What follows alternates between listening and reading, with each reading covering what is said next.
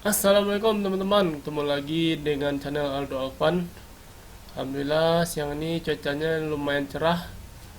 Dan kabarnya ada beberapa unit bus yang akan berangkat hari ini dari terminal busur. Kita tengok aja bus apa aja yang akan berangkat. Nah, sekarang ada bus MPM Romansa yang memasuki terminal busur, yang hari ini mengisi land dari Padang ke Kota Medan. Sewanya lumayan rame. Wih, hampir nabrak tuh mobil Kijang. Nah, dan di sebelahnya ada bus DMH Trans yang lagi menaikkan penumpang juga. Dia mengisi land dari Bukit Tinggi ke Jakarta dan sekitarnya.